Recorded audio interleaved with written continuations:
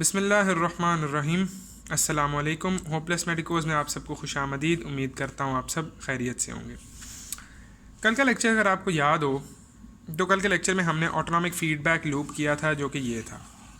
ठीक है, आज हम करने लगे हैं हार्मोनल फ़ीडबैक लूप। अगर आपने अभी तक चैनल को सब्सक्राइब नहीं किया तो सब्सक्राइब कर दीजिए और बेल का आइकन दबाना ना भूलिएगा, ताकि आने वाली हर वीडियो का नोटिफिकेशन आपको मिलता रहे। हार्मोनल फीडबैक सिस्टम क्या है? हार्मोनल फीडबैक सिस्टम ना, इसमें आपने एक बात याद रखनी है, जो हमारा ऑटोनॉमिक फीडबैक सिस्टम था ये तो, हाँ, अगर आपने अभी तक ये नहीं देखा तो यहाँ जाकर देख लीजिए। ऑटोनॉमिक फीडबैक सिस्टम जो है ये तो इंक्रीज़ और डिक्रीज़ दोनों को मैनेज कर रहा है ना।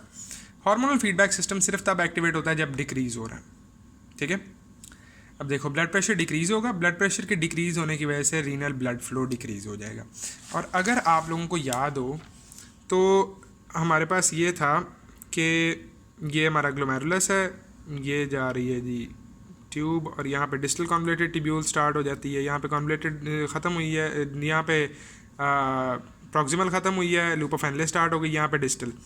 याद करो कि यहाँ पे आपके पास क्या उसे कहते हैं, जक्स्टा ग्लोमेरुलर अपरेटस होता है।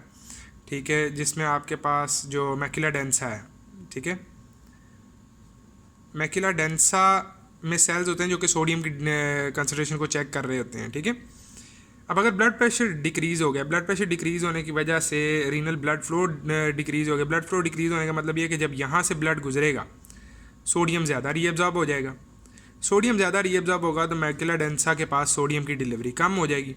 सोडियम कम पहुँचेगा तो मैक्यूला डेंसा फ़ौरन रेनिन रिलीज़ करेगा। ठीक है, फ़ौरन रेनिन का इंक्रीज़ हो जाएगा। ब्लड प्रेशर डिक्रीज़ हुआ, रीनल ब्लड फ्लो डिक्रीज़ हुआ, जिसकी वजह से रेनिन का इंक्रीज़ हो गया स्क्रीशन। रेनिन की स्क्रीशन क्या करती है, वो एंजियोटेंसिन 2 को की एंजियोटेंसिन 1 से एंजियोटेंसिन 2 की कन्वर्जन को बढ़ा देती है। ठीक है, बाय एंजियोटेंसिन कन्वर्टिंग एंजाइम। अब एंजियोटेंसिन 2 जो है वो दो काम करती है, एक तो वो एल्डोस्टेरोन को रिलीज़ करती है और दूसरा वो डायरेक्टली ब्लड वेसल्स को डायलेट करती है, जिससे टीपीआर रिड्यूस होता है। अब डायरेक्ट ब्लड वेसल्स डायलेट होंगी, जिसकी वजह से टीपीआर रिड्यूस होगा तो ब्लड प्रेशर इंक्रीज़ हो जाए, ब्लड प्रेशर इंक्रीज़ हो जाएगा। ठीक है, सॉरी, टीपीआर, हाँ, टीपीआर को जो है ना वो करती है, इंक्रीज़ करती है, टीपीआर को इंक्रीज़ करती है, वेजो कंस्ट्रिक्टर है, उसकी वजह से ब्लड प्रेशर इंक्रीज़ हो जाएगा।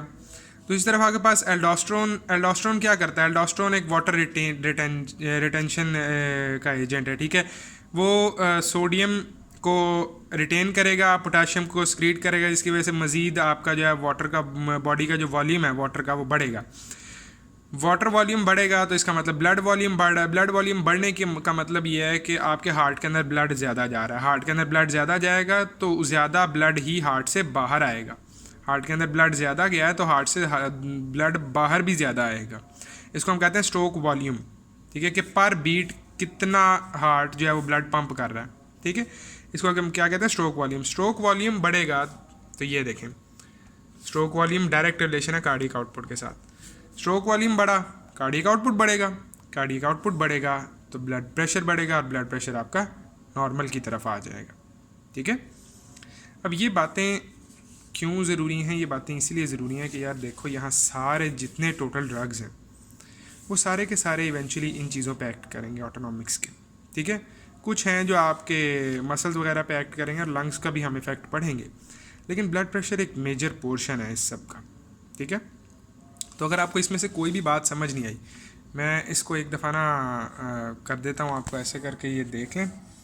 ये टोटल आपके पास ना सारी की सारी समरी है, इसका स्क्रीनशॉट ले लो या इसको अपने पास कहीं पे रख लो, क्योंकि यहाँ पे मेजॉरिटी ड्रग्स जो है ना आपके काम आएंगे। ठीक है, मेजॉरिटी ड्रग्स जो आपके काम आएंगे ना हार्ट रेट को रिड्यूस करने के लिए या ब्लड प्रेशर को चेंज करने के लिए, ठीक है, उन सब का रिलेशन एंड पे इसी डायग्राम से। ठीक है, और इनडायरेक्टली यहाँ भी इफ़ेक्ट होता है, वो इसलिए क्योंकि रेनिन जो है ना वो सिंपैथेटिक क्या उसे कहते हैं, स्टिमुलेशन की वजह से भी एक्टिवेट हो सकता है।